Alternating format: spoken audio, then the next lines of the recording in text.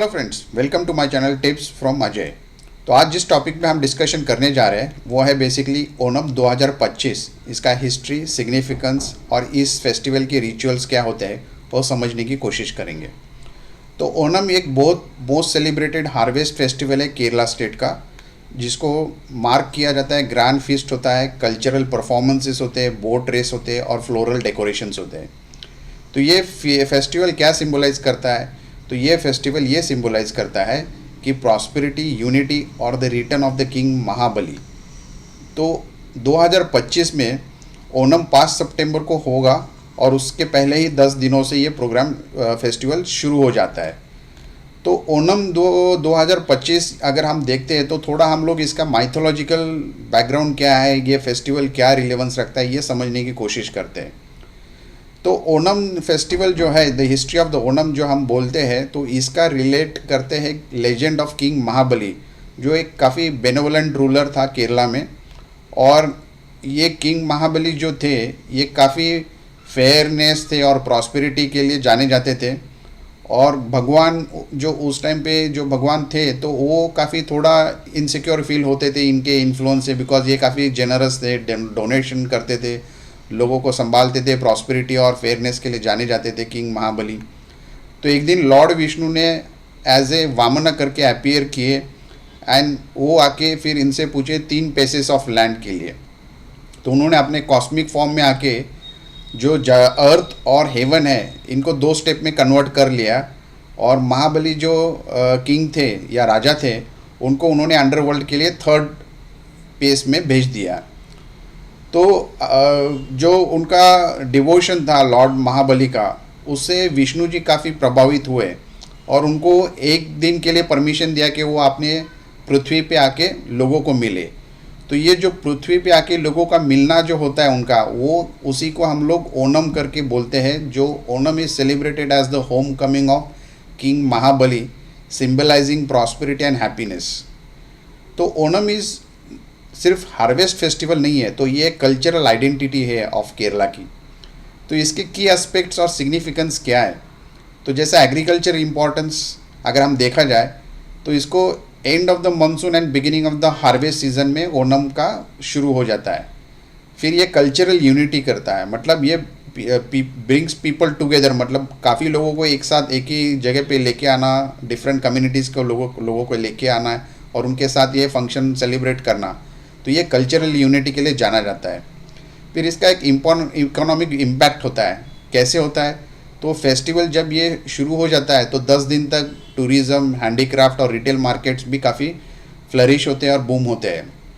और ये spiritual symbolism के लिए भी जाना जाता है। जैसा हमने माइथोलॉजिकल अभी जो किंग महाबली की जो कहानी सुनी उसमें जैसा ये रिलेट होता है, तो ये victory of good over evil and prosperity, इस तरह से ये स्पिरिचुअल सिंबलिज्म को रिलेट करता है। अब जो रिचुअल्स जो होते हैं ओणम के, वो 10 दिन तक ये स्प्रेड होते हैं अक्रॉस 10 डेज, जिसमें काफ़ी रिलीजियस प्रैक्टिसेस, कल्चरल इवेंट्स और कम्युनिटी गैदरिंग्स होते हैं इसमें। तो उसमें कुछ मेन रिचुअल्स होते हैं, वो थोड़ा हम समझने की कोशिश करते हैं। जैसे पोकलम करके जो फ्लोरल रंगोली करके कहते हैं, वो बेसिकली उसमें फ्लावर डिज़ाइंस और रंगोली की निकाली जाती है डेली बेसिस पे। फिर ओना सादिया मतलब ग्रैंड फीस्ट होती है। ये ट्रेडिशनल वेजिटेरियन मील होता है जो बनाना लीव में सर्व किया जाता है, जिसमें 25 के आसपास डिशेस होती है। फिर वलम कली जो स्नेक बोट रेस होता है, ये ट्रेडिशनली बोट रेस होता है जो रिवर में की जाती है। पुली कली ये टाइगर डांस होता है जो बेसिकली परफॉर्मर्स पेंट करते हैं टाइगर के इसमें वेशभूषा में, और उसके ऊपर ये फोक डांस करते हैं। फिर कई कोटी कली ये तिरुवातिरा डांस होता है, जो लेडीज़ जो होती है वो ग्रेसफुली ट्रेडिशनल अटायर या कपड़े पहन के ये डांस करती है। तो अभी हम लोग ये समझ लेते हैं कि जो ओणम का जो फेस्टिव सीज़न है ये कौन से दिन को कौन से ओकेजन पे क्या फंक्शन होता है। जैसा अगर हम आथम की बात करें तो ये 27 अगस्त को शुरू हो जाता है, जिसे फेस्टिवल बिगिंस विद पोकलम करके ओकेजन होता है। फिर चितीरा होता है 28 अगस्त को, जिसमें एडिंग मोर फ्लावर्स टू पोकलम करके ओकेजन होता है। फिर छोदी होती है 29 अगस्त 2025, जिसमें फैमिली स्पेशल गैदरिंग्स होती है। फिर विशाखम है 30 अगस्त को, जिसमें कल्चरल प्रोग्राम स्टार्ट शुरू होता है।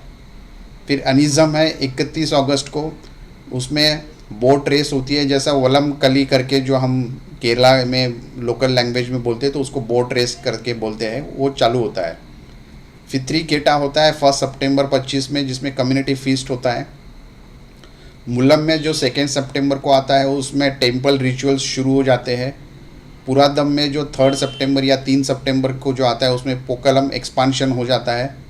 उत्तराधाम में 4 सितंबर को जो आता है उसमें प्रिपरेशंस फॉर थिरुवनम होता है। और थिरुवनम जो होता है ये 5 सितंबर को आता है, ये मेन फेस्टिवल डे होता है। तो दोस्तों ये समझना है कि थिरुवनम एक बहुत महत्वपूर्ण या इम्पॉर्टेंट दिन होता है ओणम फेस्टिवल के लिए, जो 5 सितंबर को आता है। तो ये मेन फेस्टिवल डे होता है। अब हम समझते हैं कि सिग्निफिकेंस ओणम का क्या है। तो ओणम जैसा हमने जाना है कि ये सिर्फ हार्वेस्ट फेस्टिवल नहीं है, तो ये कल्चरल आइडेंटिटी ऑफ केरला है। और इसका हमने ये भी देखा है कि उसके क्या क्या इम्पैक्ट सिग्निफिकेंस है।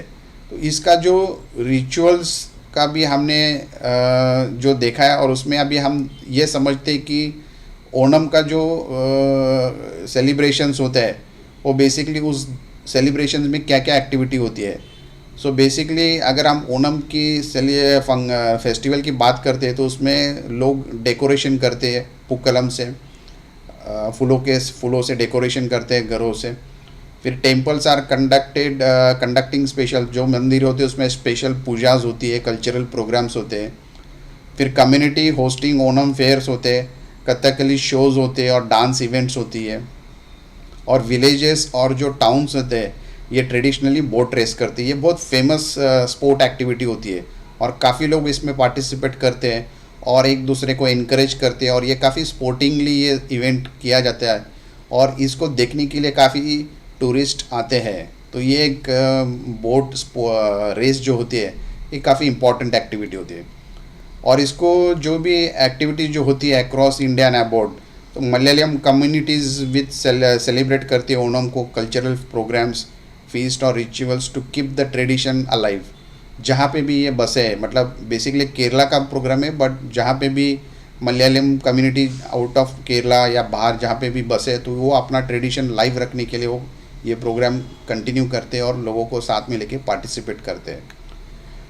तो जैसा हमने देखा है पूरा ओणम का सिग्निफिकेंस, उसका माइथोलॉजिकल, उसके डेट वाइज क्या फंक्शंस है।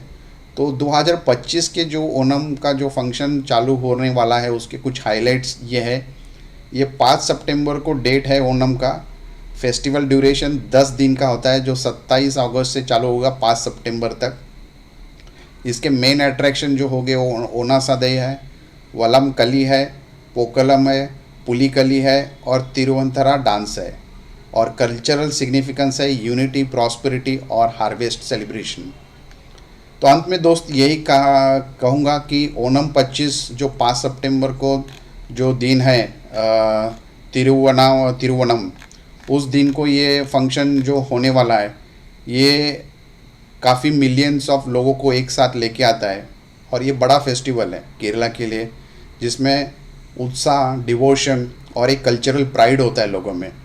तो जो इसकी रिच हिस्ट्री जो है और जो रिचुअल्स होते हैं और जो डीप सिग्निफिकेंस के साथ इस फेस्टिवल को देखते हैं, तो ओणम यही सिंबलाइज करता है कि ये प्रॉस्पेरिटी और हार्मनी, एक दूसरे के साथ भाईचारे के साथ रहे, और ये एक इंडिया का मोस्ट अवेटेड फेस्टिवल है।